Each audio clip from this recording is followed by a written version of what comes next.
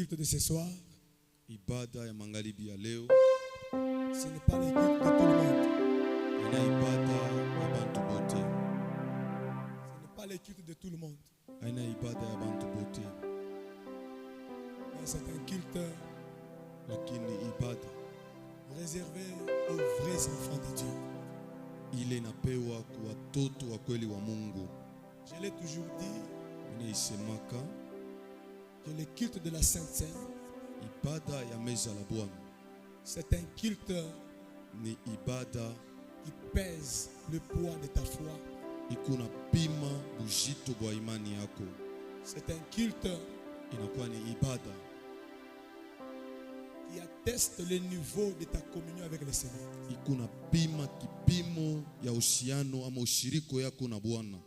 Ibada ya meza takatifu Le culte de Sainte Seine, haina ibada ya bantu bote. c'est pas un culte de tout le monde. Ekalaka ibada ta ya kanisa mujima. C'est pas même un culte pour toute l'église, Mais ni ibada ya batoto ya Mungu babi yako. mais c'est un culte pour les vrais enfants de Dieu. Parce que ndani ya kanisa Parce qu'au sein de l'église, muko kategori tatu ya bakristo au Ya- ya bantu. il y a 3 catégories de gens.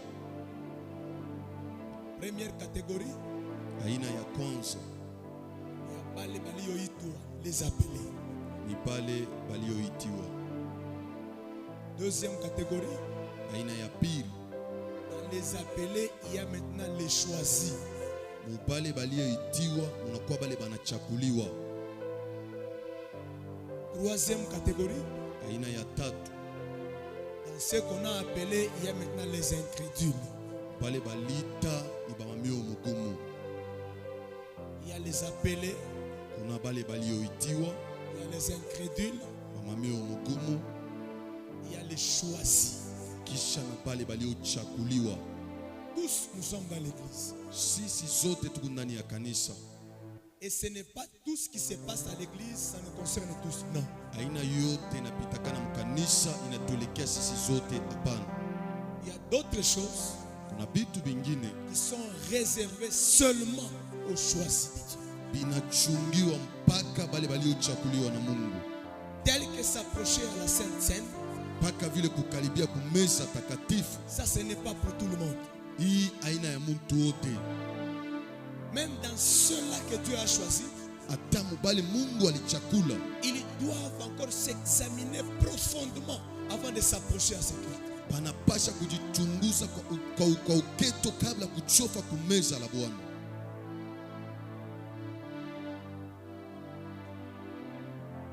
Je ne sais pas comment est-ce que tu vas t'approcher à cette table ce soir. Mishichue ele gani unaweza kujikaribisha kumeza tarehe ya leo.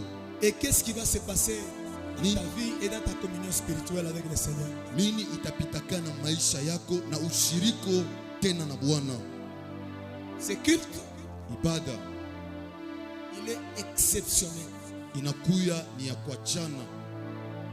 Parmi les cultes de l'église, Katikati ya ibada ya kanisa il y a un culte qu'on appelle le culte de la Sainte Seine.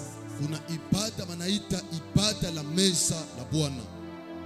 C'est un grand culte et c'est un culte doctrinal.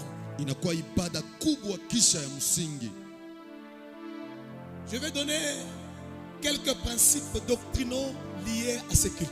Nitaletako maaina fulani ya msingi na matanisho kwa hii ibada.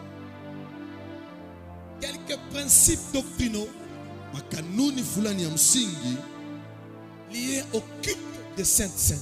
ile na matanisho kwa ibada la meza ya Bwana. Parce que c'est un grand culte, Kwa sababu ni ibada kubwa, il y a des principes doctrinaux liés à ce culte kuna makanuni ya msingi na matanisho kwa ibada. que la plupart des gens ignorent. Ile bamingi abajue. Quand on parle d'un culte doctrinal, Akisema jua ibada ya msingi, ça veut dire qu'il y a des principes liés à ce dernier. ni kusema kuku makanuni na matanisho kwa ile ibada. Et ces principes-là ne doivent pas être falsifiés, ni modernisés, ni du moins arrangés. Ile makanuni hawezi kuitengeneza kuifanya kwa kizungu hata kuibadilisha fulani. Dans un culte doctrinal, Ndani ya ibada ya msingi on ne peut pas faire des choses d'à peu près. hatuwezi kufanya bintu mbele saa tuku na pima. On ne peut pas faire des choses qui lui ressemblent. Hatuwezi kufanya bintu binamfanana. On doit les faire tel qu'on a dit de les faire. Tunapasha kuifanya mpaka vile banasema kuifanya. Parce que c'est doctrinal. Kwa maana ni msingi. Quand on parle de doctrinal, Akiseme juu ya msingi, on parle de quelque chose qui donne la conduite à un peuple. wanasema juu ya kitu fulani kinaleta ongozaji kwa taifa. Je donne un exemple terre à terre. Naleta mfano ya upepele. C'est comme dans un pays comme la RDC. Kama vile mu inchi RDC. Tu ne peux pas vivre en RDC Hawezi kuishi mu RDC avec les lois d'un autre pays. na masheria ya inchi ingine. En RDC, Ndani ya inchi il y a yetu ce qu'on appelle la constitution. unaitwa ile tunataya constitution. On ne peut pas falsifier la constitution. Hawezi kuibatilisha hata siku moja.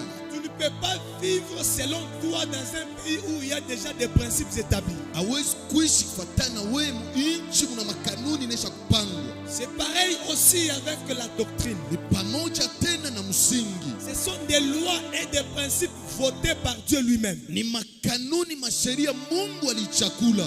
Dieu n'était pas dans une assemblée Mungu akukuye mkusanyiko avec les gens et il commence à poser des questions qui sont pour, qui sont contre. pamoja na bantu kunauliza banani banapenda hii banani banikatala. C'est lui-même qui a donné ses lois. Ni yeye mwenyewe tu alileta masheria yake. Il a donné des principes. Akaleta makanuni. Il a donné des conditions. Akaleta makanuni. Et ces conditions-là Na pia ile sont makanuni irrévocables. ile hawezi kuikatala. C'est le oui et le amen. Inakuwa ni ndio na amena. Parce que la saine doctrine, Kwa maana mafundisho takatifu, c'est la vie civile d'un peuple mis à part de Dieu. lakini maisha ya nguvu ya taifa Mungu inakuwa pembeni. La saine doctrine, Msingi c'est la ligne de conduite. inakuwa ni kistari cha kufuata. C'est le canevas à suivre. Inakuwa ni njia ya kufuata. La saine doctrine, Mafundisho ya msingi c'est elle qui donne la forme à notre foi. ni hiyo pia inaleta mfano kuimani yetu. On ne peut pas faire ce qui n'est pas faisable. Hatuwezi kufanya bila habiwezi kufanyika. On ne peut pas ajouter sur ce que nous n'avons pas. Hatuwezi kuongeza kubila habina vya kuongeza. On ne peut pas non plus corriger ce qui est déjà dit. Hatuwezi kubatilisha hata bila bilisha kusemezewa. Dans la foi, Ndani ya imani il y a des choses qu'on ne peut pas interpréter. On les fait tel que cela est écrit. kuna bintu hawezi kutafsiria ni kubifanya vile biko. Et parmi ces choses-là, Kati ya bile bitu il y a les cultes de la Sainte Seine. kuna ibada ya meza la Bwana. Amen. Amen. Amen. Amen. Alors dis à ton voisin, Uneshe jirani wako. écoute très bien ces principes de la Sainte Seine. Sikia vizuri makanuni ya meza la Bwana. Et chaque fois que tu vas quelque part, Kila mara utaanza kwenda kule kubaya, tu trouves le contraire de ce qu'on va t'apprendre. unapata kinyume ya vile watakufundisha. Assure-toi que ça, ce n'est pas la Sainte Seine. Utihakikishie ile ya meza la Bwana. On a mon échange. Est-ce que tu as dit à ton voisin? Lisons. Usome. Exode chapitre 22, Toka 22 le seul verset 31. mstari wake peke 31. Vous serez pour moi des hommes saints.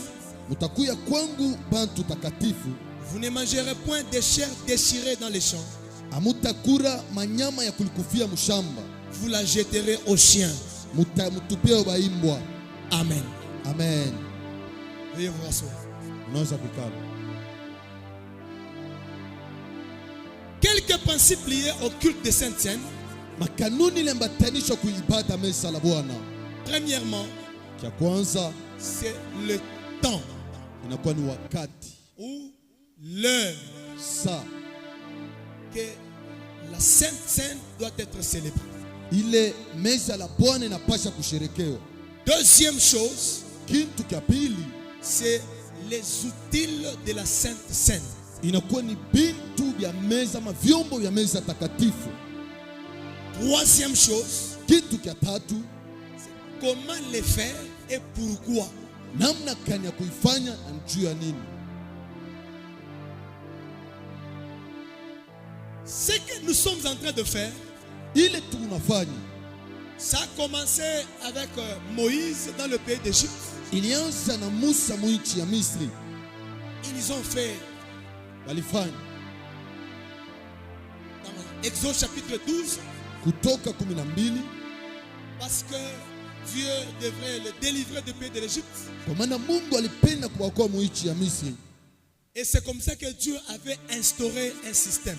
Jo mpaka vile Mungu na ye alitosha hali moja kufanya. Exode chapitre 12, Kutoka 12, Dieu va leur dire ceci: Mungu ataonesha hivi, vous allez commencer à le faire mutaanza kuifanya à perpétuité. ya kuendelea. Et lorsque vos enfants vous poseront des questions, Wakati watu wenu watamipika maswali, vous leur direz que utaonesha hivi, il y a eu un jour où on était dans un pays qui n'était pas à nous. kunakuwa siku ma tulikuwa muicha ikuye yetu. Et l'Éternel et Dieu avait opéré un grand miracle. Wa milele Mungu alitendaka muujiza kubwa, En tuant un animal, mkuu wa nyama moya. et cet animal-là devrait être un agneau sans défaut, Ule nyama napaswa kwa mwana kondoo bila ulema, mâle, mwanaume âgé d'une année. mwaka mmoja. Et on l'avait égorgé ce jour-là. Kisha tulimchinja kile siku, C'était entre les deux soirs. ilikuwa ni kati ya magharibi Je mbili. suis en train de vouloir vous expliquer Miku napenda kuwatafsiria l'heure qu'il faut célébrer la Sainte Seine. wakati ya kusherekea meza la Bwana. Parce que même le temps, Dieu a défini ça dans les Écritures. Hata wakati Mungu anaisha kuionesha mu maandiko, Il n'y a pas de Pâques hakuna Pasaka sans parler de la Sainte Seine. bila kusema juu ya meza la Bwana. Le culte ou la célébration de la Pâque Kusherekea kwa Pasaka a toujours été inauguré par le culte de la Sainte Seine. na yo ilafunguliwaka na ibada ya meza la Bwana. Parce que le jour de la Sainte, donc le jour de la Pâque, Juu siku ya Pasaka il devrait manger le pain sans levain. walipasha kula mkate bila chacho, Il devrait prendre les herbes amères. walipasha kula majani ya Il buchungu, devait prendre le pain sans levain. Il devait aussi prendre le vin.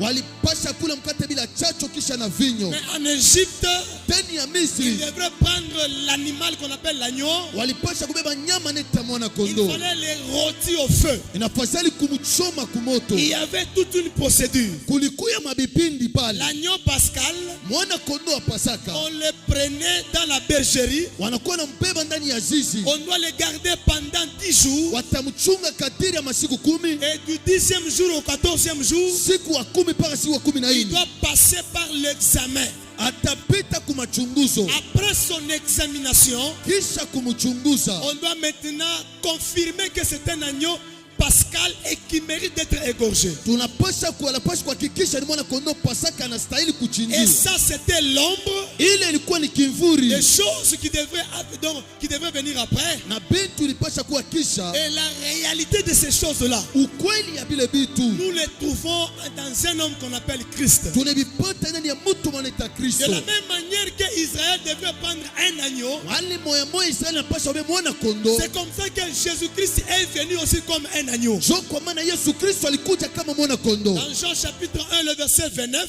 Yohana sura moja mstari wa tout le 29. monde voyait Jésus comme un homme. Mtu wote aliona Yesu kama mtu. Et lui, quand il regarde, Ye wakati il anaangalia a dit, voici l'agneau de Dieu asema, tazama mwana kondoo wa qui Mungu ôte tous les péchés du monde. anaondosha dhambi ya C'est ulimwengu. que l'agneau qu'on appelle Jésus Kusema mwana kondoo ni Yesu devait mourir comme un animal sacrificatoire alipasha kufa sawa vile nyama sadaka, afin que les péchés de l'humanité soient ôtés. kisha dhambi ya ulimwengu iondoshwe. Alors cet animal-là devrait être sans défaut. Ule nyama anapasha kuwa bila ulema.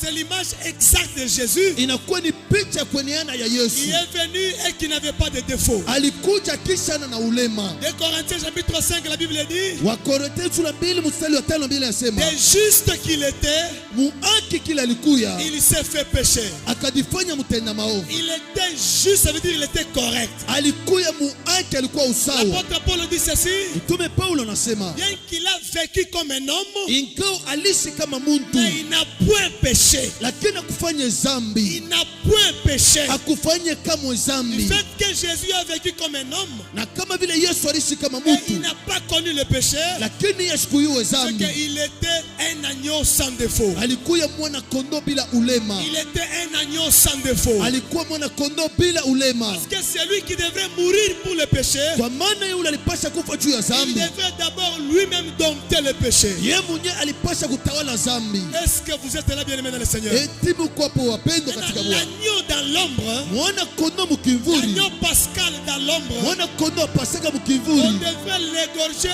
entre les deux soirs. walipasha kumuua kati ya magharibi mbili. C'est ce que Moïse nous dit dans Exode chapitre 12. Jo ile Musa alituonesha Kutoka 12. Pourquoi entre les deux soirs? Juu ya nini kati ya magharibi mbili? Ça, je l'ai toujours chanté chaque fois. Hii mnaima kila mara Entre les deux soirs, kati ya magharibi parce mbili, que nous avons le soir qui annonce la fin de la journée, lakini tuna magharibi inaonesha mwisho ya et siku, il y a le soir qui annonce la venue de la nuit. kisha kuna magharibi inaonesha kuja kwa bushiku, Le soir qui annonce la venue de la nuit, lakini bule bushiku bunaonesha kuja kwa bushiku. on l'appelle le coucher du soleil. Banaita kulala kwa jua, Donc le soleil donne ces rayons qui ne sont pas frappants. lakini ni ile jua aina ya makari sana. Le soleil donne ces rayons qui ne sont pas frappants. Jua inaleta mwangaza yake aina ya makari. Et c'est comme ça que vous allez comprendre avec moi Jo pale mtaelewa pamoja na mimi, que Jésus-Christ, comme étant l'agneau pascal, Yesu Kristo kama mwana kondoo wa Pasaka, il devrait aussi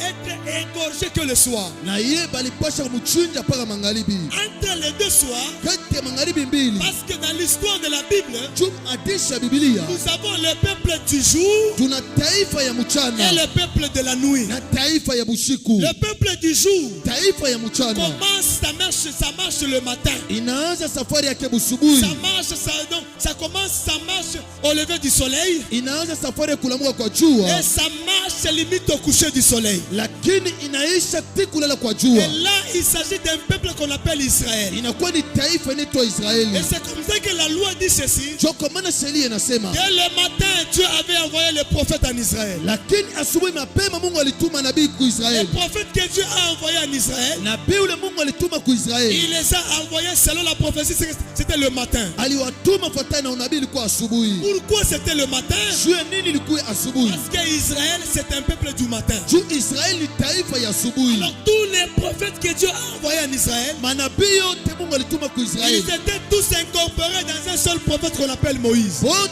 balikuwa ndani ya mwili mmoja inaitwa Musa. C'est comme ça que nous disons que toute l'ancienne alliance, Jo vile tunasema agano lote le jipya, garant de cette ancienne alliance, lakini kwenda kote kwa agano la kale, le garant il s'appelle Moïse. mchungaji anaitwa Et Musa. la Bible dit ceci, Biblia inasema hivi, hakujatokea kama nabii kama Musa ndani ya Israeli, il n'y a jamais eu un prophète comme Moïse en Israël. qui était un prophète puissant. Alikuwa nabii wa Il uwezo, n'a jamais eu de semblable à lui. hakuyaka mwingine saa Il yeye, est venu le matin avec sa nourriture. lakini alikuwa na asubuhi na chakula Quelle est yake. la nourriture que Moïse a apportée le matin? Ni chakula kani Musa alileta C'est asubuhi, la nourriture qu'on appelle la loi. inakuwa ni chakula wanaita Et sheria, il est écrit qu'il est maudit celui qui donne la nourriture à son ami le matin. lakini alainiwa wote analeta chakula asubuhi. C'est comme ça que la nourriture du matin a fait maudit le peuple. Jo kwa maana ile taifa ya chakula asubuhi Et nous ya taifa, comprenons que la nourriture du matin tunaelewa chakula ya asubuhi n'a pas amené le salut à quiconque. haikulete wokovu kwa mtu La wote, loi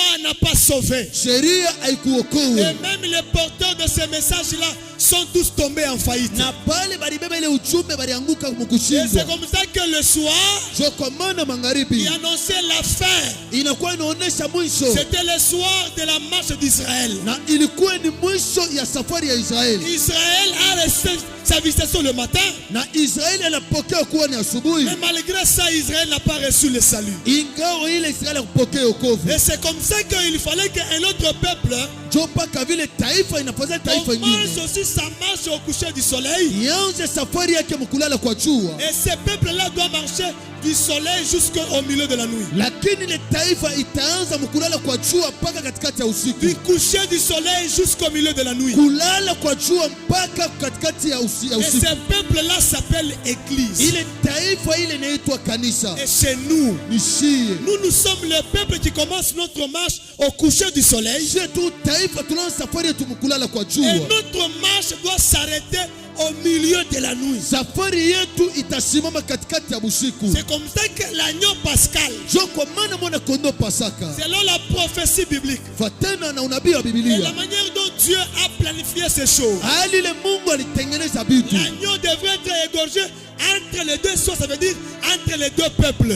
Mwana kondoo anapaswa kuchinjwa kati ya magharibi mbili, kati ya taifa Pour mbili. dire ceci, Juu ya kusema hivi, que c'est lui qui doit mourir. ule anapaswa kufa, Il doit être au milieu des deux peuples anapaswa kuwa kati ya taifa mbili, pour unir le peuple du jour, juu ya kupeni taifa ya mchana, unir le peuple du jour kuunganisha taifa ya mchana et le peuple du soir, na taifa ya magharibi, afin d'en faire na kisha des kuifanya deux peuples taifa mbili un seul peuple ikuwe taifa moja en lui. ndani C'est mwake. la raison pour Ni laquelle kwa sababu Jésus devrait aller mourir à la croix. Yesu alipasha kwenda kufa Et msalaba. le jour de sa mort à la croix, Siku ya kifo yake kumsalaba, nous avons vu deux soirs. tuliona magharibi mbili. C'est le seul jour, Inakuwa ni siku c'est la moja, seule journée inakuwa ni siku où nous moja, voyons le soleil apparaître deux fois. na kule tunaona jua inaonekana mara mbili. Quand Jésus-Christ va à la croix, Wakati Yesu alienda msalaba, le soleil a fui. jua ilikimbia, Le soleil ne pouvait plus donner sa lumière. jua haikuwezi kuleta mwangaza yake. C'était encore 15 heures, Ilikuwa saa 15, mais il y a eu la nuit, lakini kwa kuwa bushiku, l'obscurité partout. giza fasi yote. Il est monté à 15 heures, Anapanda saa 15, plutôt à 12 heures, saa 12 et arrivé à 15 heures, fika saa ya 15, il y a eu des ténèbres partout. kukakuwa giza fasi yote. Jésus-Christ n'était pas mort le matin. Yesu Kristo akukufa asubuhi. Vous me comprenez très bien. Unanyelewa vizuri? Jésus-Christ, il a été arrêté la nuit Yesu Kristo walimbamba bushiku, et on l'a maltraité tous les jours. lakini banamuteswa mchana yote. Arrivé à 12 heures, Kufika saa on l'a 12 amené à Golgotha. wanampeleka pale Il Golgotha. est monté à Golgotha à 12 heures. Anapanda Golgotha na saa 12, Pendant que le soleil était au milieu du jour. wakati ile jua ilikuwa katikati ya Et de mchana. 12 heures à 15 heures, Kwanza saa 12 mpaka saa il 15 y a eu des ténèbres. ukakuya ngiza, Le soleil ne pouvait plus encore éclairer. jua haiwezi tena Mais kuangaza. après, Kisha le soleil a fait encore sa réapparition. jua ikaonekana tena. Jésus-Christ était mort le soir à la croix de Golgotha. Yesu Kristo alikufa magharibi kumsalaba C'est la Golgotha. raison pour laquelle, Ni kwa sababu dans Matthieu chapitre 26, Mathayo le 26 verset 26, vous descendez jusqu'au verset 30, mstari wake 26 mpaka 30, c'était encore le soir. ilikuwa tena ni magharibi. Ajoutez encore avec Marc chapitre 14. Ongezeni tena Marko 14, C'était encore le soir. ilikuwa mpaka magharibi. Lorsque Jésus, Wakati Yesu il a pris les apôtres, anabeba mitume, il les a amenés dans une chambre haute. akawapeleka mchumba la juu. Arrivés là-bas, ils sont partis préparer la Sainte Seine. Wakafika pale beko natengeneza meza la Et Bwana. ma Bible à moi me dit ceci. Biblia yangu inanyolesha hivi, Ce jour-là, Jésus a mangé le pain, ile siku Yesu anakula mkate, il a bu les produits de la vigne lakini ye akakunya vitu ya mizabibu. et il a dit ceci. Anasema hivi, Je ne prendrai plus encore de ces produits de la vigne mimi sitakuna tena matunda ya jusqu'à kumizabibu ce que j'en boirai dans le royaume de mon Père. mpaka pale mitakunyaga tena mfalme wa baba yangu. C'était à quelle heure? Ilikuwa ni saa ngapi? C'était le soir. Ilikuwa ni magharibi. Le soleil était déjà couché. Jua ilikuwa kulala. Pendant que le soleil s'est couché, Wakati jua inalala, lui Jésus célébrait la Sainte Seine. yeye Yesu alikuwa anasherehekea meza la Bwana. Il ne la faisait pas chaque jour. Hakuwa anaifanya kila siku. L'histoire de la Bible nous fait voir Hadithi ya Biblia que inatuonesha Jésus ne le faisait pas chaque jour. Yesu hakuwa anaifanya kila siku. Même les apôtres, Hata mitume ils ne le faisaient pas chaque jour. habakuwa anaifanya kila siku. Mais Jésus avait laissé une instruction. Yesu aliachaka agizo Il moja, avait dit ceci. akasema hivi, Chaque fois que vous allez vous réunir pour les souvenirs de ma mort, kila mara mutaanza kujikusanisha juu ya kumbusho kifo vous yangu, allez commencer à commémorer la Sainte Seine. mutaanza kukumbuka tena meza la C'est Bwana. là que les théologiens ont mal compris. Ni pale wateolojia wanaielewa Et mubaya, beaucoup de nos compatriotes en Christ ont mal interprété ça. na kisha bakristo bamingi tena balitafsira mbaya Ils vile. ont dit que Wanasema la Bible dit Biblia inasema qu'il a chiku ile tekala kukanisa il faut faire Sainte Seine. c'est le jour là où nous allons aller à l'église, il faut faire la Sainte Seine. Kila siku ile kama tunakusanyika, Chaque jour, on peut se réunir. Pavle Yesu alisema il faut faire Sainte Seine. Tel que Jésus a dit, il fallait le Non, faire. Yesu alisema hivi. Jésus a dit ceci. Kama munaikala, Et si vous vous réunissez, kukumbuka lufu lwangu, vous commémorez ma mort. munapasha kufanya ibada ya meza takatifu. Vous devez faire un culte de Sainte Seine. Ça veut dire, lorsque nous voulons célébrer ça, Wakati tunapenda kuishangilia, nous voulons commémorer ça, tunapenda kukumbuka nous ile, devons le faire tunapasha kuifanya tout en exécutant mukutimiza la procédure écrite par rapport à ce culte. vipindi vinaandikiwa kufuatana na ibada. Ça ne veut pas dire que Na ile aiseme chaque dimanche le matin, kila juma il asubuhi faut venir le faire. inafadhali kwa Ça kuifanya. ne veut pas non plus dire que Aiseme tena chaque dimanche le soir, kila juma il magharibi faut venir le faire. inafadhali kwa Non, non, kuifanya. il a dit ceci. Yeye anasema hivi, Lorsque vous voulez faire ces cultes, wakati mnapenda kufanya ibada faites-le muifanye, en mémoire lakini mkumbusho de ma mort ya kifo et kyangu de ma résurrection. kisha na ufufuko yangu. Ça n'a jamais été un culte habituel. Haiyakuyaka ibada ya kila siku sa zoezi. Dimanche, asubuhi tunaifanya. Le Kesho dimanche, nous sommes là, nous le tunaifanya. faisons. Lundi tunakuwa tena kumzika tunaifanya. Le lundi nous venons ici, nous allons le faire. Mercredi kwa culte tunaifanya. Mercredi au culte nous le faisons. Parce que Yesu alisema tuifanye kila mara tunakusanyika kwa ndio kumkumbuka lufu yake. Non, ça n'a jamais Parce été. qu'il a dit de le faire à chaque fois on se réunissait. Parce que même lui-même, Ye mwenyewe anasema il ne le faisait pas chaque jour. ashukue naifanya kila siku Avec ses disciples. pamoja na Même wanafunzi. les apôtres, Hata il mitume ne le faisait pas chaque jour. alikuwa naifanya kila siku, Il le faisait toujours. alikuwa naifanya pale. C'est que mettez dans votre tête Wekeni mkichwa que yenu le culte de la Sainte Seine, ibada ya meza la Bwana comme un culte doctrinal, kama vile ibada ya msingi, l'heure na wakati qu'il faut le faire, inafasi kuifanya c'est le soir. magharibi. Pourquoi? Juu ya nini? Parce que dans l'ombre, Mkimfuri les enfants d'Israël l'ont fait le soir. batoto wa Israeli balifanya magharibi, Et dans le corps, na ndani ya mwili Jésus-Christ l'a fait le soir. Yesu Kristo alifanya magharibi. Et il a laissé ça comme une instruction. Aliacha ile kama mafundisho. C'est comme ça que l'église qui a la foi sur les apôtres Jo kwa maana kanisa imani yawe kupa mitume ne peut pas faire le contraire de ça. haiwezi kufanya kinyume yayo. Pourquoi seulement le soir? Jua ni mpaka magharibi. Parce que lui-même, Ye il mwenyewe n'était pas mort le matin. ashukufake asubuhi. Si nous le célébrons en mémoire de sa mort, Kama tunaishangilia juu ya kifo kyake alors ukumbusho, lui aussi Jésus ye mwenyewe Yesu n'était pas mort le matin. ashukufake Il asubuhi, est mort le soir. alikufa Alors magharibi. quand on célèbre la Sainte Seine le matin, Kama tunasherekea meza la Bwana c'est comme si asubuhi, on enseigne que ni ile inawezekana tunafundisha Jésus que nous célébrons sa mort, Yesu tunashangilia kifo il yake. était aussi mort le matin. Na ye alikufa Et asubuhi. ça, ce n'est pas fondé. Ile aina na Et msingi l'écriture n'approuve pas ça. na andiko aioneshe ile.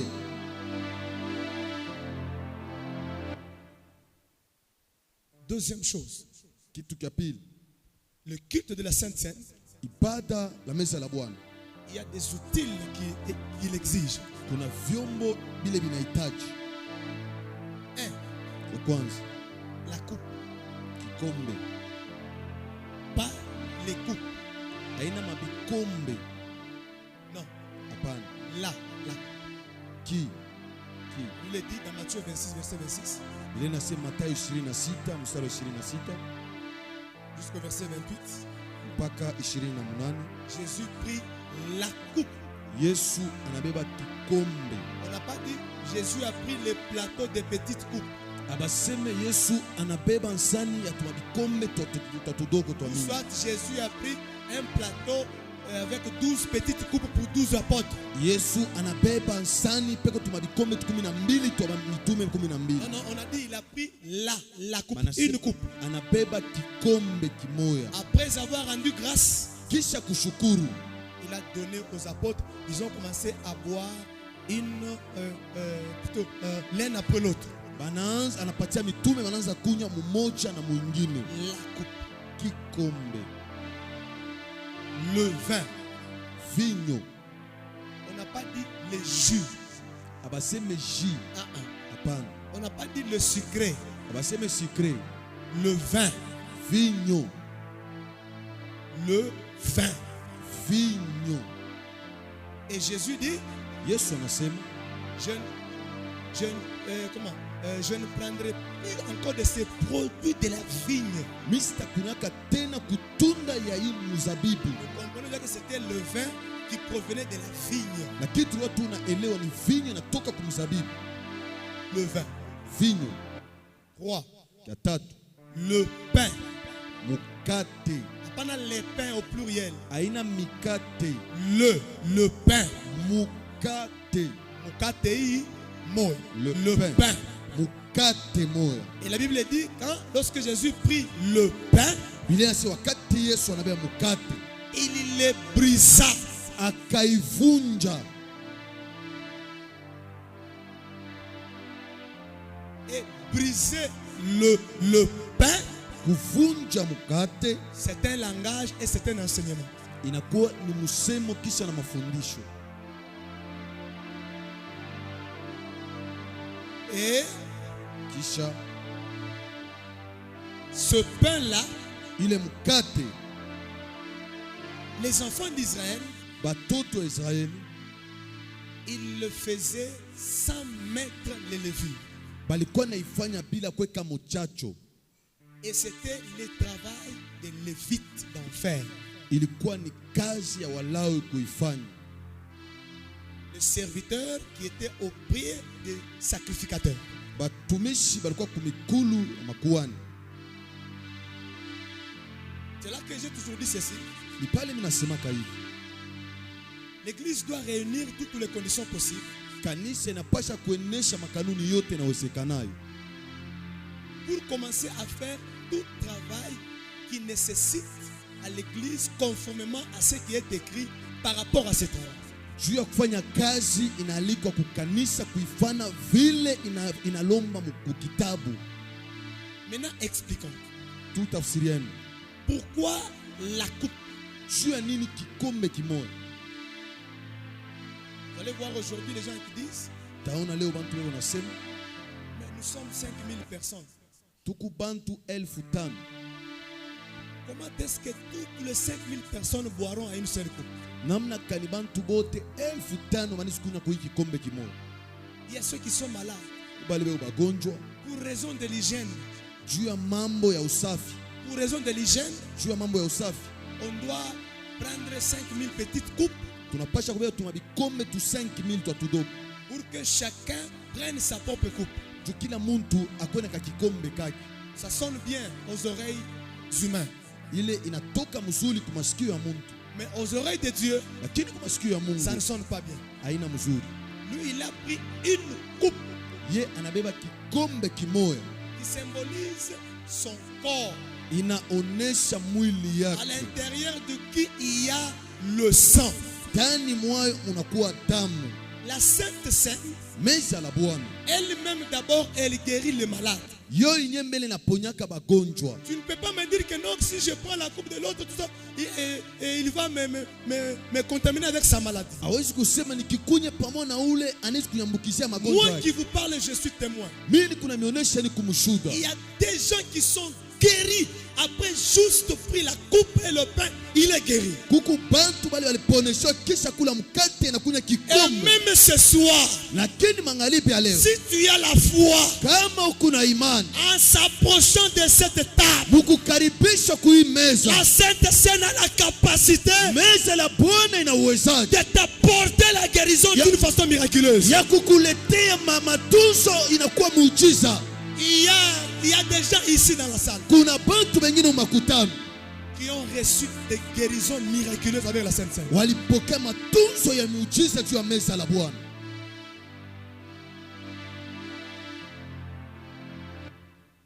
Elle avait pris la coupe, kabeba kikombe, elle a pris le pain, beba mkate, et soudain elle est tombée. Kwa ghafla na nkuka, la maladie qui était dans le ventre, magonjwa ilikuwa mtumbo, qui pouvait lui coûter l'opération, ile ilimulomba bampasule plus de 3500 $, quelque chose comme ça. Na $1,500. Mais arrive 3,500 $. Mais elle a mangé le dimanche.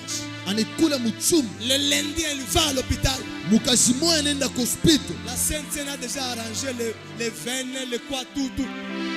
Meza la Bwana inatengeneza yote mutumbo. La sœur avait fait 2 semaines. Ule dada alifanyaka wiki mbili. Elle n'allait pas aux toilettes. Hakuwa anaenda kumsalani. Mais le jour où elle a mangé, Siku ile alikuria. elle a bu. Akakunya. Le lundi, Mukazi moja. les intestins étaient libérés. Bya mutumba byote bilifunguliwa. Et jusqu'aujourd'hui, elle est là. Mpaka na leo eko hapo. Ça guérit. Inaponya.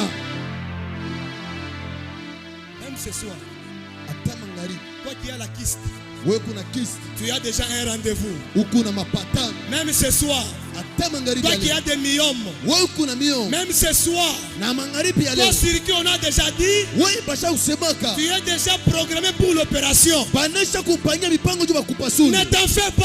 Hapana kushutuka. Il y a le médecin Jésus. Kuna munganga Yesu. Si tu prends son sang, Kama unakunya upewa tu damu yake. prends sa chair, Unakula mwili la yake. maladie doit fuir de ton corps. Magonjwa yanapaswa kimbia kumwili yako. Comme c'est un culte pratique, Na kama vile ni ibada ya tendo. la guérison aussi n'est pas spirituelle. Matunzo aina ya La kiroho. guérison, elle est pratique. Matunzo ni ya kuonekana.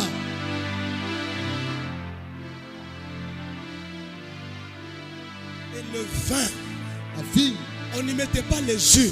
Abakuwa na kuweka On jus. mettait le vin Walikuwa naweka vinyo. que Jésus a interprété Ile Yesu anatafsiri comme étant son sang. kama vile damu yake. Et le sang de Jésus, Damu ya Yesu c'est sa vie. ni buzima bwake. Vous prenez le pain. Walikuwa wanabeba mkate. On a bipouche. Non, ce ne sont pas les bipouches. On a ma pain carré. Ce ne sont pas les pains carrés. On a yage, ma mesa, on s'appelle les vunja. On a rempli là-bas bodo comme un katanjo. Mouita mbele mzee ma, kwa mbele akati mkate. Appelez d'abord l'ancien aimant. Mouita mzee ma, On appelle l'ancien aimant. mouita na mzee kasongo. Appelez aussi l'ancien kasongo. Bana yala nyo qui pousse mais la vie de bipouche. Kata pain bipouche carré. na kata. Quand binaisha dit, moi ne me parle pas dans mon bouille, pas le mauvais temps bingine tena mulete mbele. Allez d'abord chez ta mwamboué, allez récupérer d'autres. Hapana. On prenait le pain Walikuwa wanabeba mkate sans mettre le vin. bila kuweka chachu. Le vin, Na kichachu ça symbolisait le péché. ilikuwa inaonyesha zambi. Et quand on n'y mettait pas le vin, Wakati alikuwa anaweka ça veut dire chachu, que le corps de Jésus, kusema mwili ya Yesu c'était un corps saint. ni mwili takatifu. Et lorsque Jésus le prend, il le brise. Wakati Yesu anabeba anaivunja, Il annonce sa propre mort. anatangaza kifo kyake. Sasa kama nabeba ma pain carré 8. Tu prends 8 pains carrés. Comment tu l'as? Ils sont au nombre de combien? Non, papa, tout comment il descend. Ils sont au dessin. Attends, 4 plateaux, hein? Il faut payer même 4 Aïna pains. ile, aïna vu la pain. Non, ce n'est pas comme ça. Parce que 1000 ya Yesu, aïna 8, aïna 4. Mwili wa Yesu kumoja. Le corps de Jésus n'est pas 8, n'est pas 4, mais c'est un seul et C'est demi. avec un seul pain. Pamoja tuna mkate Et mmoja. quand Jésus le brise, Wakati Yesu anaivunja, quand Jésus le brise, wakati Yesu anaivunja, il annonce sa mort. anatangaza kifo yake. Il a brisé ça à quelle heure? Alivunja sakani. Le soir dans la chambre haute. Magharibi kuchumba la juu. Et même à la manière des hommes, Na mwali ya bantu. il est mort que le soir. Muko hapo. Est-ce que vous êtes là? Eti muko hapo. Est-ce que vous êtes là? Eti muko hapo. Le pain, Mkate c'est le corps de Jésus. ni mwili ya Yesu. Et le vin, Na vini c'est son sang. inakuwa ni damu yake. Jésus n'a pas dit que le jus que vous allez prendre, c'est mon sang. Non. Yesu achikuseme jini mutakunya njo damu Il yangu n'a pas hapa. dit non plus l'eau que vous allez prendre à la place du vin, c'est mon sang. Achikusema ta mai mutabepa fashi ya damu Si njo vous ne damu hapa. trouvez pas le vin, Kama mupate ne vini, faites pas non plus la Sainte Seine. mushifanye meza la Bwana. Si vous ne trouvez pas le pain sans le vin, Kama mpate mkate ne bila faites chachu, pas non plus la Sainte Seine. mushifanye meza la Bwana. C'est un culte doctrinal. Ni ibada ya On ne msingi. peut pas faire quelque chose de similaire. Hatuwezi fanya kitu sasa cha kumfanana. Hapana. Fais ce qu'on a dit de faire. Fanyeni kile banasema tufanye.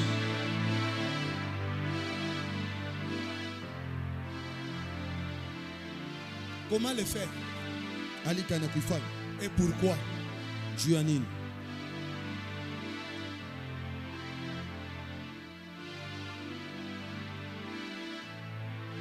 Est-ce Est-ce que quelqu'un a compris? eti mtu mmoja anaelewa, Est-ce que quelqu'un a compris? eti mtu mmoja anaelewa. Ce n'est pas que tu as tout soubu, non, non, non. Kwa sema vous révélez le Léo matin. Nesta, c'est son culte. Inakuwa ni ibada yake. On ne peut pas les mixer avec d'autres cultes. Hatuwezi kuchanga na maibada C'est ingine, son culte. ni ibada Et yake, il est doctrinal. ni ya msingi tu. Comme c'est doctrinal, Kama vile ni ya msingi, on respecte tout ce qui est dit de ces cultes. tunaheshimia yote inasemezwa juu ya ile ibada Sans une petite falsification. bila hata mabadilisho kidogo. On cherche le vin, Tunatafuta vinyo, on cherche le pain. tunatafuta mkate. Maintenant, comment le faire? Namna gani ya kuifanya Et pourquoi il faut le faire? na jua nini napasha kuifanya? Premièrement, Cha kwanza, le sacrificateur qui devrait préparer la Pâque kuhani lipasha kutengeneza Pasaka, devrait se sanctifier. walipasha kujitakasa.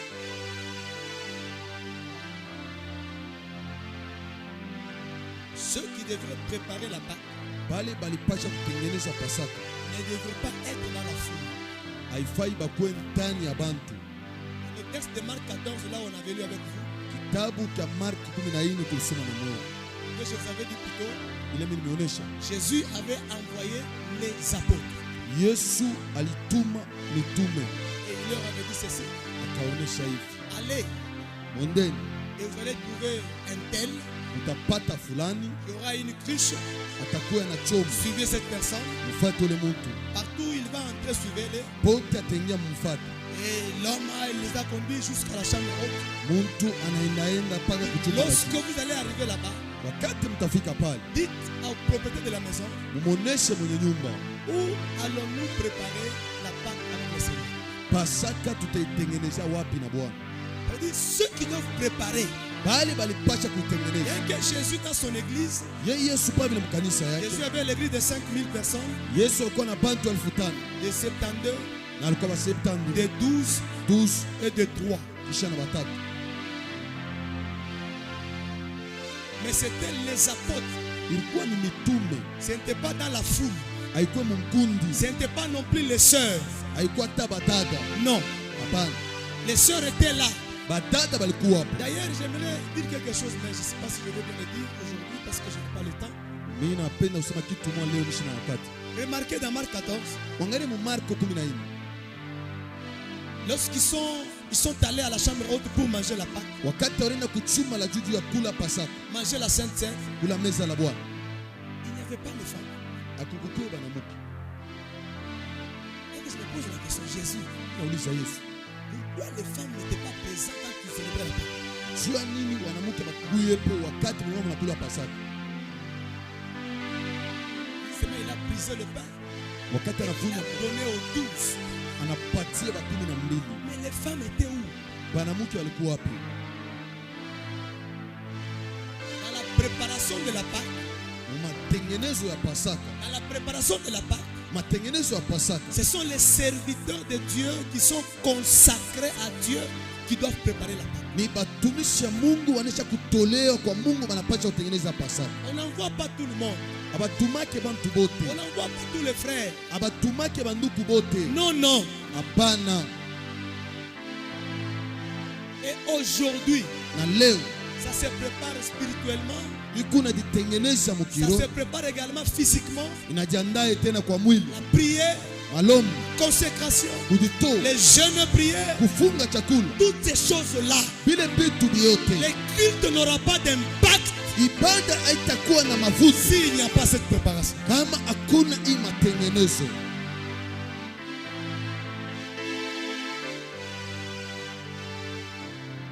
C'était des serviteurs Ilikuwa ni batumishi qui devraient préparer la Pâque. walipasha kutengeneza Pasaka. Comment est-ce qu'ils devraient la préparer? Namna gani walipasha kuitengeneza? Je ne vais pas entrer dans les détails parce que ce sont les choses secrètes, les choses de la chambre haute. Yesu kuingia kwa uketo kama ni vitu vya siri vya mchumba la juu. Mais mettez seulement en tête Mwekeni tu mukichwa, que ce sont les serviteurs ni batumishi qui devaient préparer la Sainte Seine. walipasha kuandaa ile meza la Bwana.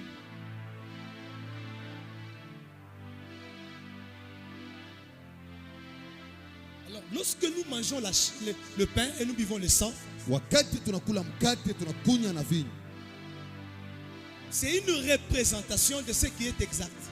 inakuya ni kitambulisho kwa ile vile ilifanyika.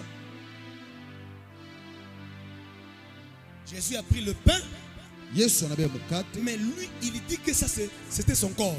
yeye anasema ilikuwa ni mwili yake. Il prend la coupe du vin Anabeba kikombe ya vinyo, et il dit que c'est son sang. anasema ilikuwa ni damu yake. Alors, lorsque nous mangeons aujourd'hui, Wakati sisi tunikula leo, l'apôtre Paul dit dans 1 Corinthiens 10, mtume Paulo anasema Korinto wa kwanza 10, et le verset 24, donc 22, vous descendez jusqu'au 28. lakini mstari wa 22 mpaka 28. Il dit, chaque fois que nous mangeons Asema kila mara tunakuria, et nous buvons, tunakunwa, nous proclamons, nous annonçons Jésus est ressuscité. tunatangaza Yesu anafufuka. Tu ne peux pas manger la Sainte Seine Hawezi kula meza la Bwana sans pour autant annoncer Jésus au peuple. bila kutangaza Yesu kutaifa. Nous recevons la puissance, Tunapokea uwezo, nous recevons le pouvoir, tunapokea nous madaraka, recevons l'autorité tunapokea mamlaka dans le corps de Jésus ndani ya mwili ya et Yesu dans son sang. na ndani ya damu Il y yake. a l'onction, Muna il y a upako, la puissance, muna uwezo, il y a le pouvoir. muna uwezo Nous proclamons l'évangile juu ya kutangaza injili par la puissance que nous recevons. kwa uwezo tunaopokea Sa mort kifo yake et de sa résurrection. na ufufuko yake. Alors Moïse dit ceci. Musa anasema hivi, Dieu dit ceci à Moïse. Mungu anaonyesha hivi Musa, Dans le texte qu'on a lu avec vous, kitabu tulisoma na moyo Exode chapitre 22, toka 22, la Bible dit ceci. Biblia inasema hivi, Vous serez pour moi des hommes saints. mutakuya kwangu bantu takatifu. C'est comme je veux dire ceci. Joga anaonyesha hivi, Ce culte ibada n'appartient pas à tout le monde. aina ya bantu bote, C'est pour les saints. ni juu ya batakatifu, C'est pas pour tout le peuple. aina juu ya taifa wote, C'est pour le saint.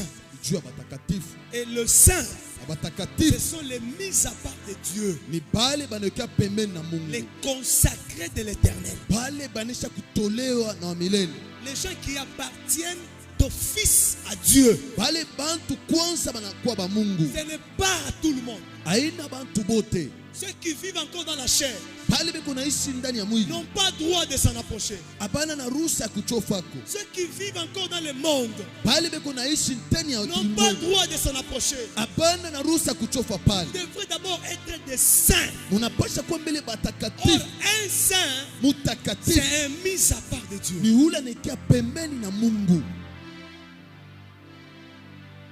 Et il dit ceci. Nasema hivi, Vous ne mangerez point de chair déchirée dans les champs. amwezi kuria manyama ya kulikufia, mnakuta isha kulikufia, Vous la jetterez aux chiens. mutatupia waimbwa.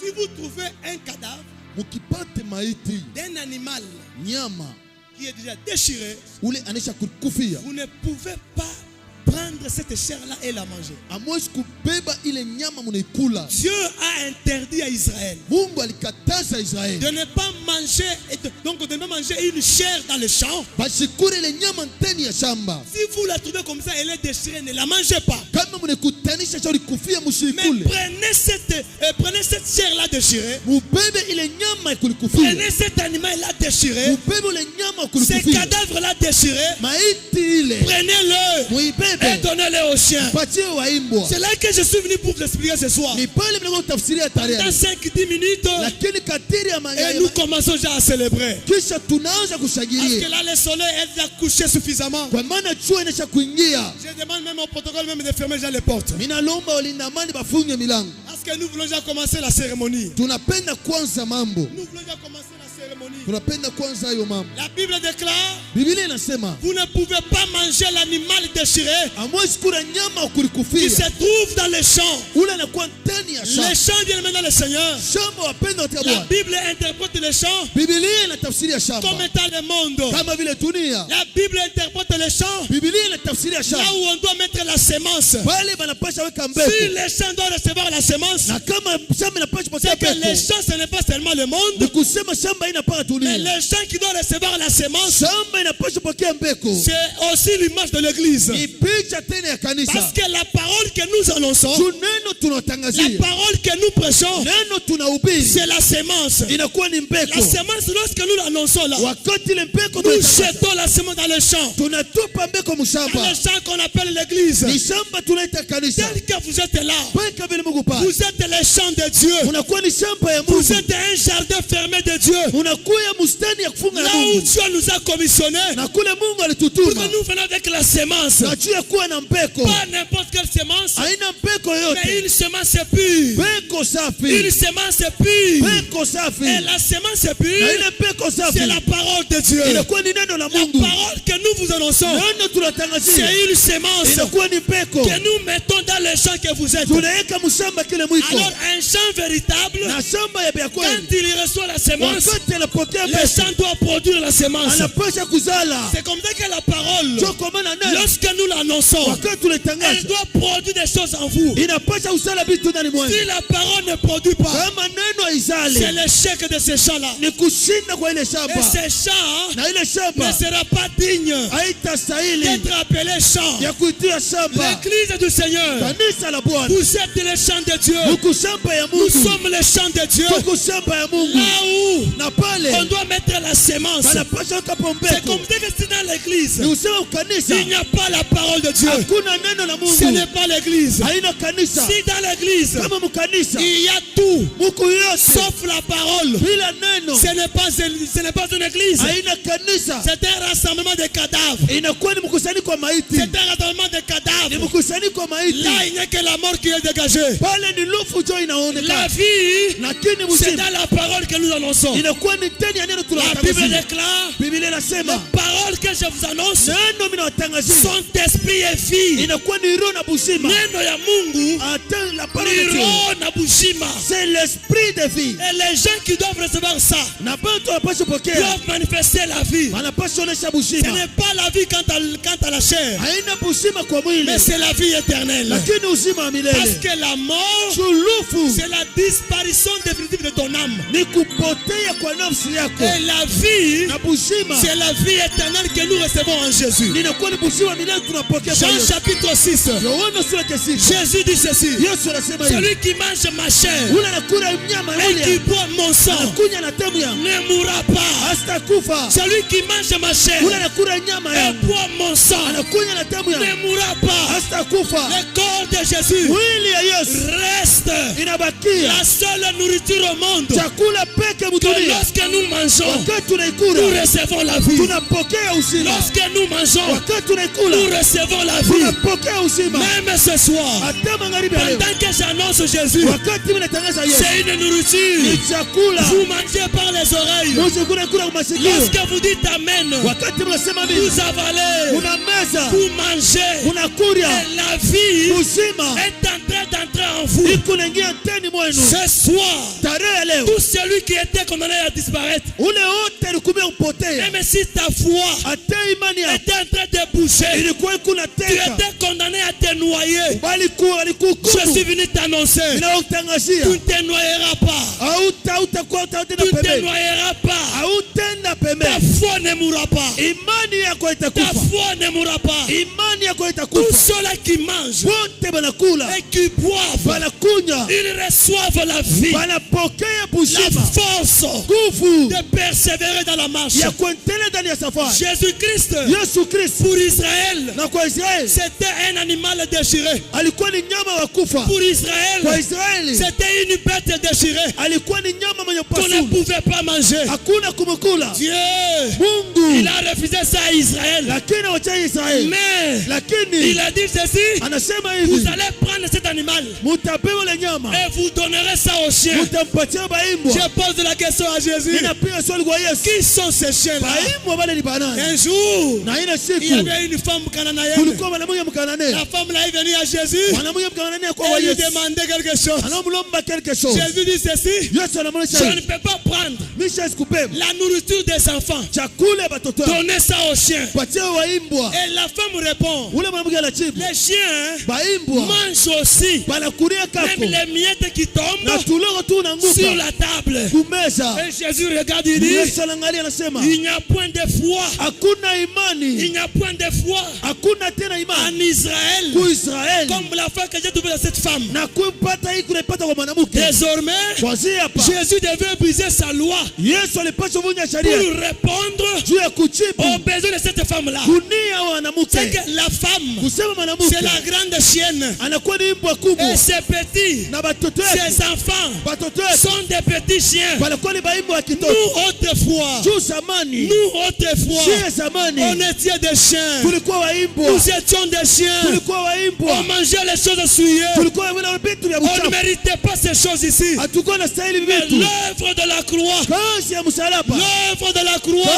kazi ya msalaba. Jésus, Yesu il est allé mourir anaenda kufa comme une bête déchirée. kama vile nyama kupasula. Regardez à la croix, Wangalia na msalaba, c'était toute une bête déchirée. alikuwa ni nyama mwenye Pour kupasula. prouver que Juu ya kuonesha Jésus à la croix, Yesu msalaba c'était l'animal jeté dans les champs. alikuwa ni nyama natupa mshamba, C'était l'animal jeté dans les champs. ni nyama wanamtupa Et mshamba. cet animal-là Ule nyama était vraiment déchiré. alikuwa mwenye kupasula. Regardez Jésus. Wangalia ni Yesu, Je vois Jésus à la croix. inaona Yesu msalaba, Il a au moins 7 plaies. eko na bilonda Il saba, a au moins 7 déchirures. eko na bilonda saba, Il a 7 déchirures à la croix. eko na bilonda saba Et msalaba. Jésus, avec ces 7 déchirures, Yesu na vile bilonda kumsalaba, cela nous affirme inatuhakikishia que Jésus Yesu était l'animal alikuwa ni nyama que Dieu le Père ule Mungu Baba avait pris. alibebaka, Il a déchiré anampasula, et il a jeté dans le champ. anamtupa mshamba Les champs qu'on appelle le monde. na shamba Et litadunia. quand il a jeté Jésus Wakati alitupa dans Yesu les champs qu'on appelle le monde, na mule mshamba on litadunia, dit ceci: nasema on hivi, doit prendre le corps de Jésus, anapaswa mwili ya Yesu donner ça aux chiens, patia waimbwa, pas aux enfants d'Israël. aina batoto wa Israeli, Les enfants d'Israël batoto wa Israeli sont saints. vile Les batakatifu, enfants d'Israël batoto wa ne Israeli mangent pas ce qui est souillé. anaona kula kitu ya uchafu. Jésus à la croix. Yesu msalaba, Je suis venu dire à quelqu'un naonesha mtu mmoja à Golgotha. kumsalaba, Je vois un pécheur ninaona zambi, qui est en train de sauver les ni pécheurs. unaokoa zambi, Oh, je vois un pécheur ninaona mtenda en maovu, train de sauver les eko pécheurs. na sauve zambi. Jésus à la croix. Yesu msalaba, Il était indigne. na Yesu stahili, Il était indigne asikustahili pour Israël. juu ya Israeli, Mais son état à la croix, na kuangalia kumsalaba, il était digne pour nous les chiens. na yeye alistahili kwetu baimbwa, Il était digne pour nous les chiens. alistahili kwetu baimbwa, C'est la raison pour laquelle kwa sababu ce qu'on a privé à Israël, hii ilikatazia Israeli, on a donné ça aux chiens. wanapatia waimbwa C'est nous là les chiens. na sie baimbwa. Nous sommes les saints. Hatukustahili wokovu. On n'était pas été, Hatukustahili kuchofea huku. on n'était pas été de sa place. Tunaanza kuishi maisha yetu vile tunapenda. Nous étions en train de vivre comme on voulait. Golgotha. Le Golgotha, Golgotha. Golgotha, Là où Dieu le Père, kule Mungu Baba il a pris une bête. anabeba tena nyama, Il l'a déchiré. anampasula, Et il a donné ça aux chiens. kisha anampatia waimbwa. Nous, Sie nous recevons la vie. tunapokea mshindi Parce que Jésus, juu Yesu qui est indigne à Israël, asistahili il kuisraeli, est digne chez nous. anastahili kwetu. Israël, c'est le lion. Israeli ni simba, Israël, c'est le lion. Israeli ni simba, Il rugissait avec sa loi. alikuwa anaongolama na sheria Il yake. s'est dit, donc, comment je vais dire, oh Seigneur Jésus. Donc Israël, hein, Israeli il se voyait au-dessus de toutes les nations alikuwa anajiona juu ya mataifa à yote, cause de ses prophètes, juu ya manabii de yake. ses lois. Il rugissait comme un lion. walikuwa naongolama kama simba. Mais nous, Sie nous les chiens, na sie nous waimbwa, les chiens, sie on waimbwa, n'avait rien à nous vanter avec. hatukuwa na kitu tena ya kusemea nacho. Israël s'est vanté Israeli alikuwa anajitapa avec ses lois, na wafalme avec bake ses prophètes. na manabii yake, Il tombait partout. alikuwa anatawala Mais fasi nous yote. les chiens, Sie waimbwa, on manquait même quelqu'un pour nous conduire. wangalia hatukuwa na mtu wa kutongoza. Mais Jésus, Yesu qui était indigne asikustahili pour eux, juu yapo mais chez nous, kwetu. ndio chakula yetu, C'est ça même notre ndio nourriture. chakula C'est yetu. ça même notre Ndio kama nourriture. maandiko nasema, C'est pourquoi la Bible dit, sina na haya njuu ya Kristo, je n'ai pas honte de Jésus. sina na haya njuu ya evanjili ya Je n'ai Kristo. pas honte ya l'évangile Je de n'ai Jésus. pas honte Sina na aya d'annoncer au monde kutangaza que dunia je suis chrétien. yiku mukristo. Je n'ai pas honte Sina na aya de marcher avec la Bible ya en route. kutembea na Biblia mbalabala. Je n'ai pas honte Sina na aya de porter la mesure de tête en route. lakini ya kuwea mchia. Je n'ai pas honte Sina na aya de vivre comme chrétien ya kuishi kama mukristo. parce Kwa que maana il n'y a rien de plus grand lakini kuna kitu kinene que d'avoir Jésus dans sa vie. ya kuwa na Yesu maisha yake. Jésus, Yesu c'est la nourriture anakuwa ni chakula qu'on a donné à nous les chiens. anapatia shiba imbwa. Il était déchiré. Ile alikuwa ni upasula. Regardez dans ses mains. Gareni mikono yake. Il y avait une déchirure. Kulikuwa za Il y upasula. avait une Kulikuwa déchirure kilonda. dans sa main gauche. Mkono ya kume. Dans sa main gauche. Mkono ya soto. Regardez bien dans ses côtes. Mariana tamu Il y bavya. avait là-bas une déchirure. Kulikuwa kilonda mule. Regardez bien dans ses pieds. Mariana mikulu Il yake. y avait là-bas une déchirure. Kulikuwa kilonda. Regardez bien sur son corps. Angalia mwili yake. On les frappait comme un ver. Walimpika. On les frappait comme un serpent. Walikuwa wanampiga kama nyoka. Jusqu'à ce qu'on a ôté son corps. Fikia pale na manyama inatoka. C'était une bête déchirée. Lakini kwa ni nyama mwenye On upasula. a ôté même sa peau. Banatosha na ngozi yake. Avec les coups de fouet terribles. Na mafimbo walikuwa wanampika. C'était une bête déchirée. Alikuwa ni nyama mwenye Et upasuka. quand vous regardez sur sa tête, Karibu kichwa yake. il y avait encore des déchirures de plaies. Kulikuwa tena bilonda. Parce qu'il y avait une couronne d'épines. Juu ulikuwa taji ya miba. Quand on le regarde, Wakati unamwangalia la Bible dit ceci. Biblia inasema hivi, Maudit alainiwe soit celui qui est pendu au bois. wote anatuniwa kumuchi. Maudit Alainiwe soit celui qui est pendu au bois. ule wote anauawa Je kumuchi. vois à Golgotha Hilo na Golgotha un maudit mwenye kulainiwa, en train de mourir pour ce maudit. lakini yeye anakufia choma kulainiwa. Lui-même n'était pas maudit. Yeye mwenye shukulainiwa, Lui-même n'était pas pécheur. yeye mwenye shukua Il mtazama n'avait rien fait de mal. asifanye kibaya, Mais il va à la croix. anaenda Il msalaba, était un maudit. anaangalia mwenye Il kulainiwa, était une nourriture alikuwa chakula qu'on ne pouvait pas donner au lion. yule usipatia wa simba. Parce que les lions Tu simba mangent que ce que lui-même a tué. anakula kile yeye mwenye arua, Mange que ce que lui-même a tué. anakula kile yeye mwenye arua. Les chiens, Waimbwa même si ce n'est pas lui qui a tué, ataka kama ina arua, quand vous l'approchez, mukimuletee il doit manger. anapasha kula, Il doit manger. anapasha kula. Là où on l'avait crucifié, Kule balimuia je n'étais pas là. nisikuyepo, Mais tout ce que moi je sais, kile mimi il najua était mort pour moi. alikufia Et mimi, c'est ma ni nourriture. chakula Je yangu. vous dis ceci, Napenda sema hivi, la Pâque, Pasaka c'est aussi une nourriture. ni chakula. Jésus Yesu est la nourriture anakuwa de chakula cette époque-là. ya ile Pasaka. Est-ce que vous êtes là? Eti muko hapo, Est-ce que vous êtes là? eti muko hapo, C'est la raison pour laquelle, ni kwa sababu pour confirmer que juu ya kuhakikisha kwa Jésus Yesu est la nourriture de la Pâque. anakuwa chakula ya Pasaka. Pour manger Juu ya kula en Israël, Israeli, il fallait se laver les mains. lakini wakuwa kuna mikono Alors Pilate, na Pilato après avoir constaté kisha kuvumula que Jésus, Yesu c'était une nourriture prête alikuwa ni chakula tayari à être mangée, mwenye kulia, il demande l'eau. analomba Il mai, dit donnez-moi le bassin. munipatie Il base, va se laver les mains. atanawa mikono Quand yake. il termine de se laver, Wakati anaisha una mikono il dit ceci, anasema hivi, je n'ai pas vu de fraude à lui. nisione vibaya Mais kwake, il est là. na yeko hapo Prenez-le. mubebeni. Quand il dit, Wakati anasema prenez-le. mubebe, Moi je comprends comme s'il a dit, mimi nagesi anasema la table est prête. meza iko C'est tayari, le temps de ni manger. wakati ya C'est kula, le temps de ni manger. wakati ya kula. Nous les chiens, Sheba nous ibo nous précipitons tunakimbia là où il y a pale peko un cadavre déchiré, peko, nyama ya kupasula, une bête déchirée. nyama mwenye kupasula. Ce soir, Tarehe leo, ce soir, tarehe leo il y a une bête kunywa qui mamoya a été déchirée ule alipasuliwa depuis des années. kanyia miaka, Mais lakini nous allons le manger tutamkula et nous aurons des impactations na kisha tutakuwa na dans mafuta notre marche avec lui. na pamoja na Que Dieu bénisse sa Mungu parole. abariki neno lake, Que Dieu bénisse sa parole. Que Dieu bénisse sa parole. Mungu abariki neno Que lake, Dieu bénisse sa parole. Mungu abariki neno Que lake, Dieu bénisse sa parole. Mungu abariki neno Il y lake. a un maudit Neno la kulaani qui est mort pour toi. alikukufia. De parler. Wakati hili unasema Je demande à l'église entière ninaomba kanisa de se lever ya kusimama wima, et de regarder comment est-ce que Jésus a fait. angalieni vile Yesu alifanya. Laisse paix légèrement ta chaise. Acha tu kiti yako, Laisse paix légèrement ta chaise. acha tu kiti yako, Va à genoux. twende kwa magoti. Si tu as ta terre, si tu veux. Et que j'appelle la chorale.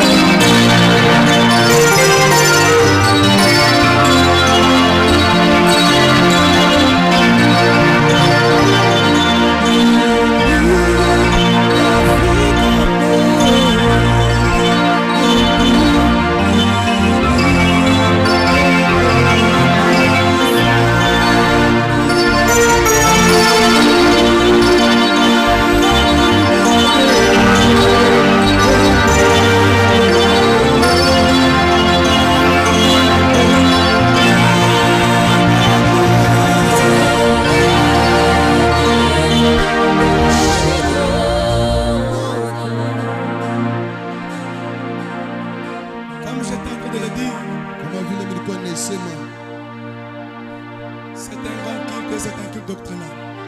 lakini ibada kubwa ya msingi. Pour celui qui va s'approcher, Wote atajikaribisha, il doit avoir une foi ferme en Christ. anapaswa kuwa na imani ya nguvu sana ndani ya Kristo. Tous ceux-là qui l'ont mangé, Wote wale watakula ils avaient reçu la vie. walipokea uzima. Ce jour-là, Ile siku il avait pris le pain.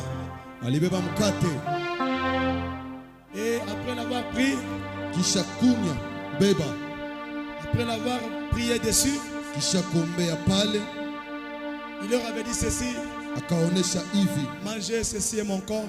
uleni, hii ni mwili yangu.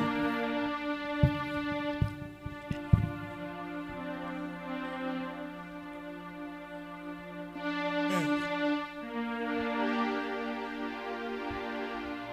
je te rends grâce parce que tu es fidèle. Merci pour l'œuvre de la croix. Là où tu étais mort comme un pécheur, tu es mort pour nous, Seigneur. De la même manière que tu avais brisé le pain, ceci annonçait que tu t'étais tué toi-même. Et c'était pour notre vie. Nous te rendons grâce pour ce grand travail que tu as fait à Golgotha. Béni soit ton nom, Seigneur. Nous désirons, Père, manger ce pain qui a été fabriqué par les mains des hommes, mais qui représente tout un corps et toute une vie. Sanctifie-le. Et après l'avoir mangé, Seigneur, qu'on ait l'impact qu'on a toujours eu lorsque nous mangeons ton corps. Au nom de Jésus. Jina la Yesu. Amen. Amen.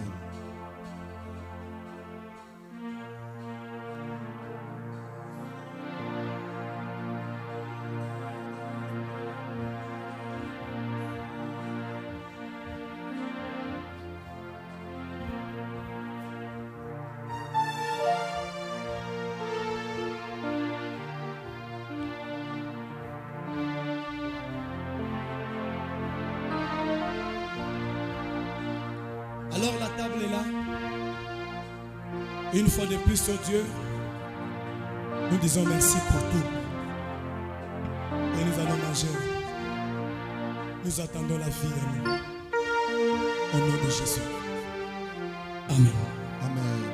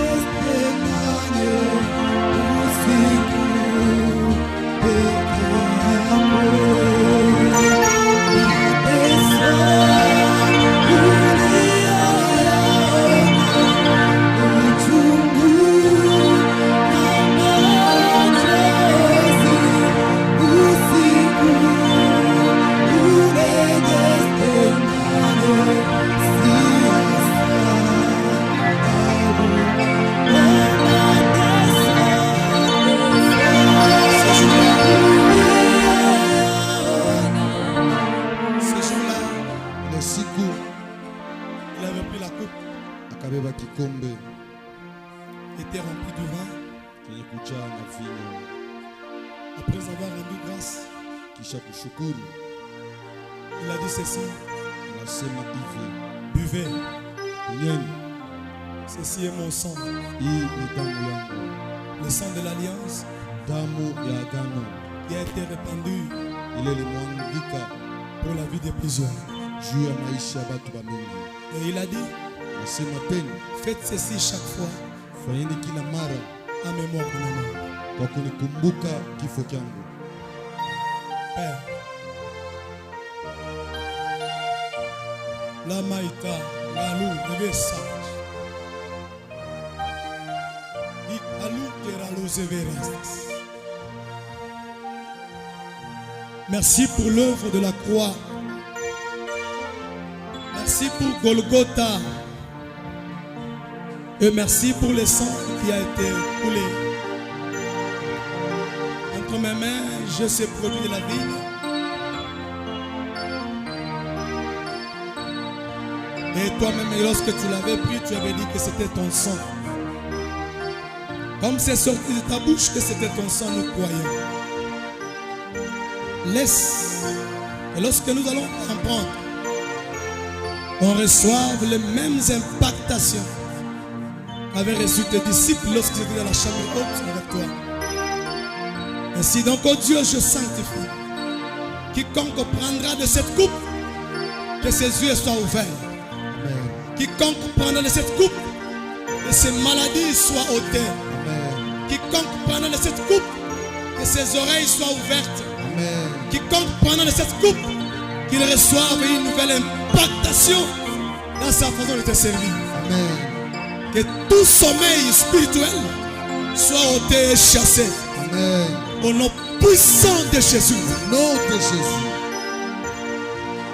Amen. Amen.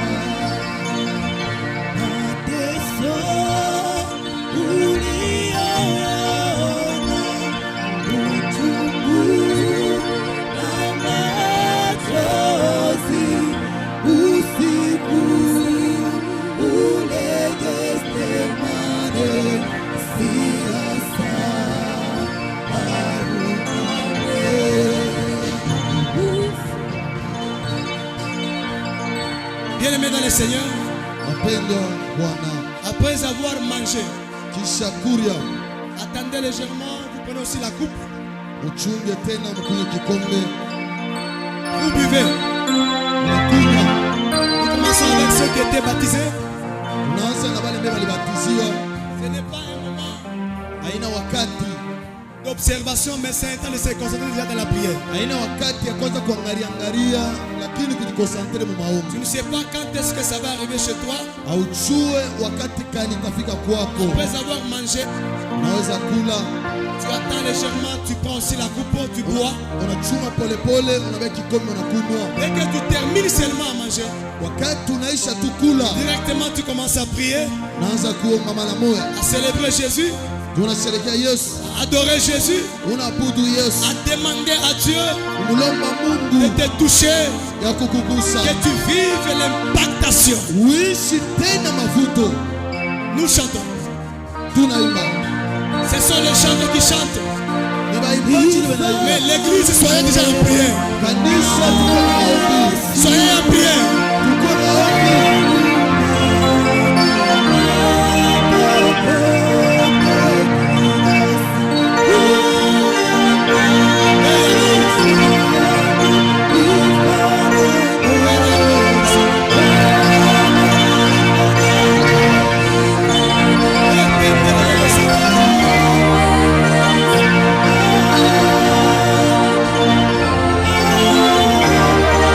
Saisissez-le.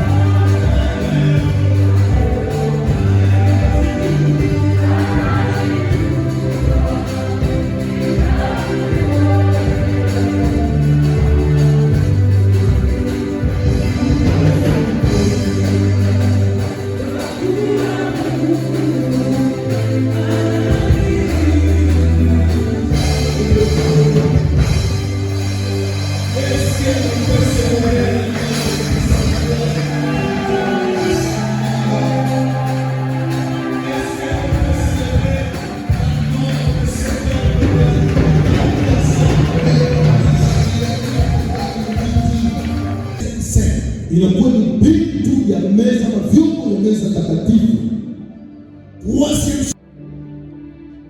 Ce que nous sommes en train de faire, parce que Dieu devait le délivrer du pays de l'Égypte. Kwa maana Mungu alipenda kuokoa nchi ya Israeli. Vous allez commencer à le faire. Mtaanza kufanya maswali. Vous leur direz que Utaonesha hivi. il y a un jour où on était dans un tueur ennemi. Mkuu wa nyama moya mwaka moja. Et on avait égorgé ce jour-là. Kisha tulimchika Bwana. Les cultes ou la célébration de la Pâque. Kusherehekea kwa Pasaka. De la Pâque. Siku ya Pasaka.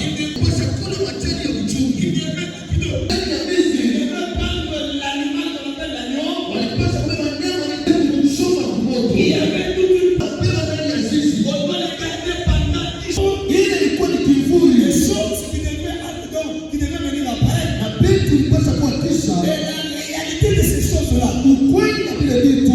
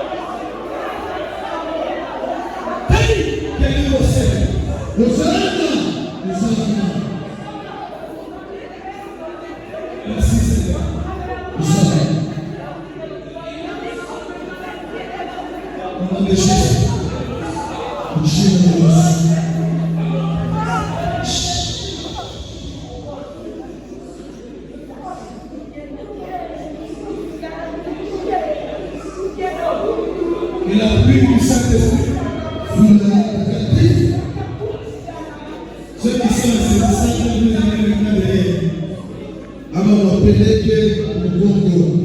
ceux qui sont les salissants, vous les amener derrière.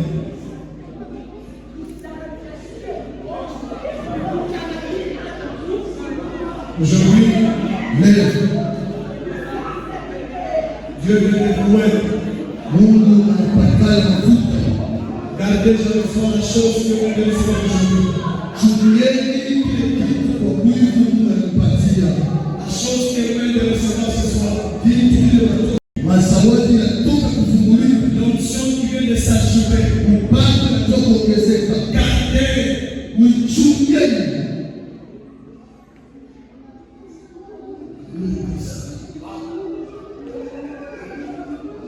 Alléluia. Et l'enterre. On va donner les mamans. Milita, gardez dans la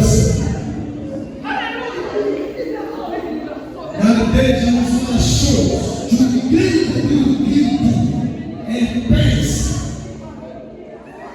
Elle est plus forte.